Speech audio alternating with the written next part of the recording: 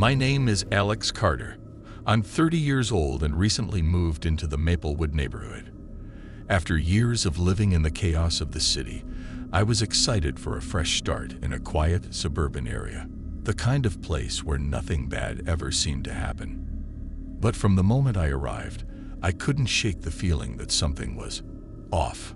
It started on my second evening there. After unpacking most of my boxes, I decided to take a walk and get a feel for the neighborhood. The streets were eerily still, the kind of silence that makes you hyper-aware of every rustle of leaves and distant dog bark. As I rounded a corner, I saw her, a little girl on a bike. She had long black hair that almost reached her waist and wore a faded white dress. She was pedaling slowly, her head down, as if lost in thought. I smiled and gave her a small wave, but she didn't react.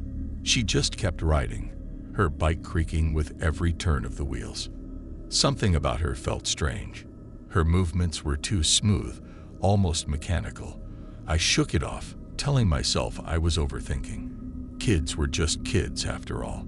When I returned home, I mentioned the girl to Mrs. Carter, my elderly neighbor. She had been kind enough to introduce herself earlier that day, and even brought me a plate of cookies. "Oh, there's a little girl who likes to ride her bike around here," I said casually, reaching for another cookie. Long black hair, white dress. She passed me earlier. Mrs. Carter's smile faltered. She set her teacup down with a slight clatter. "What girl?" "The one on the bike. I just saw her a few minutes ago." She stared at me, her expression unreadable. Finally, she shook her head. "There's no little girl like that around here, dear. No one with long black hair, at least." I laughed nervously. "Maybe she's from another street. She'll probably pass by again." But Mrs. Carter didn't laugh. Instead, she said, "You be careful. There's something about this place." Her voice trailed off, and she looked away, as if she'd said too much. That night, I couldn't stop thinking about the girl.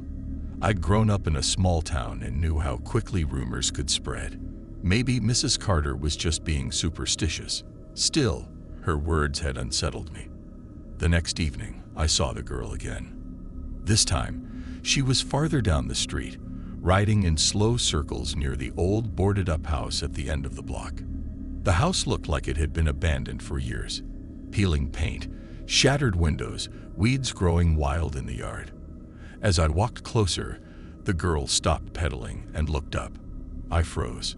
Her face was pale, almost colorless, and her dark eyes seemed too big for her small frame. She stared at me for a long moment before turning and pedaling away, disappearing around the corner.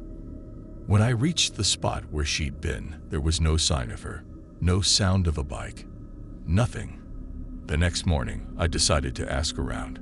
I'd met a few neighbors already, so I figured someone had to know who the girl was. I started with the couple across the street, Mr. and Mrs. Pottle. They exchanged puzzled looks when I described her. "We've lived here for 10 years, Mr. Pottle said, "and I can't recall ever seeing a child like that." Mrs. Patil added, "Most of the kids in this neighborhood are older now, teenagers. Maybe she's visiting someone." I nodded, but their uncertainty only made me more curious. Over the next few days, I asked a few more neighbors, but the response was always the same. No one else had seen her. A few people even joked that I might be imagining things, but I knew what I'd seen, and I couldn't shake the feeling that there was something more to her. By the end of the week, I decided to do some research. I drove to the local library and combed through old newspapers.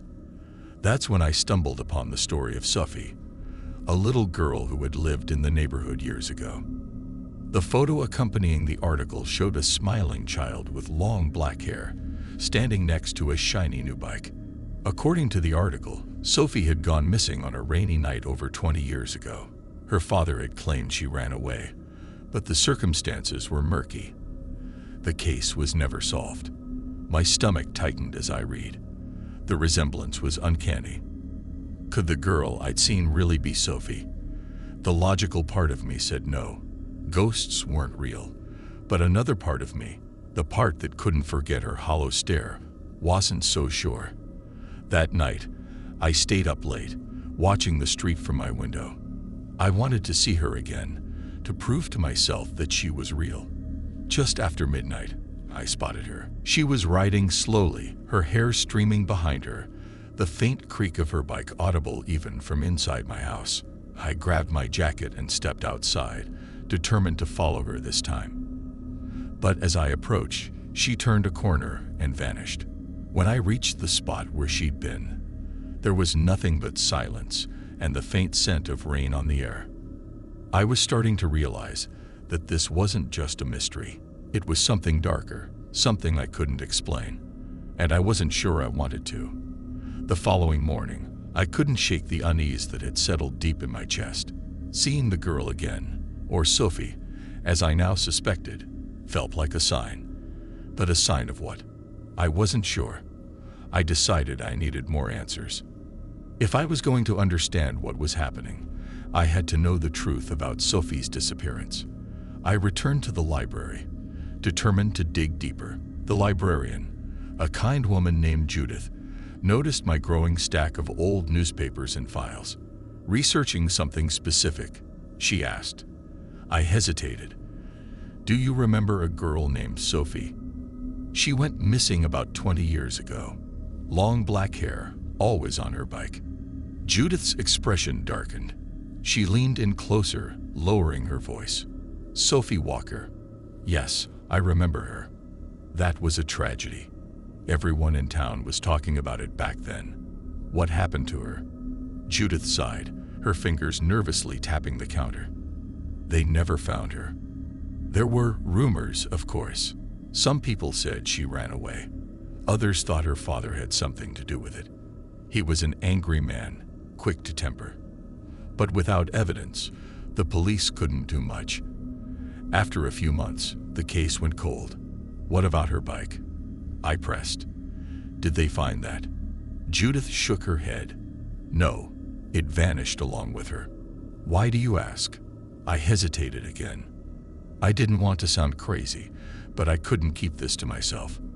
I think I've seen her, I said finally. She's been riding her bike around my neighborhood. Judith's eyes widened. That's impossible. I'm not saying it makes sense, I replied, but I've seen her twice now, and no one else seems to know who she is. Judith glanced around nervously before leaning in even closer. If it really is Sophie, maybe she's trying to tell you something. Spirits don't linger without a reason. I'd never been one to believe in ghosts, but the sincerity in Judith's voice made me reconsider. Was Sophie's spirit still tied to this neighborhood, waiting for someone to uncover the truth? That night, I decided to return to the boarded-up house where I'd seen her last. It felt like the key to understanding her story. Armed with a flashlight and my phone, I walked the quiet streets, my footsteps the only sound in the stillness. The house loomed ahead, its dark silhouette casting long shadows under the streetlights. The gate creaked as I pushed it open, the sound echoing unnaturally loud in the night. I stepped into the overgrown yard, my flashlight beam cutting through the darkness. The air felt heavier here, as if the house itself was alive, watching me. I circled the property, looking for any sign of Sophie. When I reached the backyard, I stopped in my tracks. There, propped against a tree, was an old, rusted bike. Its frame was bent, the once bright paint faded to a dull gray. My heart raced as I stepped closer, the flashlight trembling in my hand. How had it gotten here? And why hadn't I noticed it before? Suddenly, I felt a chill run down my spine. I turned and saw her. Sophie. She was standing a few feet away, her dark eyes fixed on me. This time, there was no bike, no mechanical movements, just her, staring silently. Her face was pale and emotionless, but her eyes were filled with something I couldn't quite place. Fear, sadness, anger? Sophie, I whispered, my voice barely audible. She didn't respond. Instead, she raised one hand and pointed toward the house. The gesture was slow, deliberate. My stomach churned with unease, but I couldn't ignore her. She wanted me to go inside. The front door was unlocked, its hinges groaning in protest as I pushed it open. The interior was exactly what I'd expected: dusty furniture, peeling wallpaper, and an overwhelming sense of abandonment. But there was something else too. A faint smell of mildew mixed with something metallic. Blood. I followed the flashlight beam through the house, my footsteps stirring up clouds of dust. The atmosphere grew heavier with each step, pressing down on me like an invisible weight. When I reached the basement door, I hesitated. It was slightly ajar, revealing a staircase descending into darkness. "This is insane," I muttered to myself, but I couldn't turn back now. Not with Sophie's silent plea still etched in my mind. The stairs creaked under my weight as I descended, each step amplifying the pounding of my heart. At the bottom, the flashlight illuminated a small, empty room, or so I thought. As I swept the beam across the floor, it landed on something half buried in the dirt, a small, leather-bound diary. I picked it up, my hands shaking. The cover was worn, the pages yellowed with age. As I flipped through it, I realized it belonged to Sophie. The entries were short, written in the uneven scrawl of a child. They painted a picture of a life filled with fear and pain. Her father's anger, the nights she'd hide in her room, too afraid to come out. And the final entry, dated the night she disappeared. "He's really mad this time. I don't think I can stay here anymore. I'm going to the big tree. Maybe it'll be safe there." Tears blurred my vision as I closed the diary. Sophie hadn't run away. She'd been trying to escape, and somehow her story had been buried, just like the diary. When I looked up, she was gone, but the weight in the air had lifted, replaced by a strange sense of calm. Sophie had shown me the truth, and now it was up to me to make sure her story was finally told.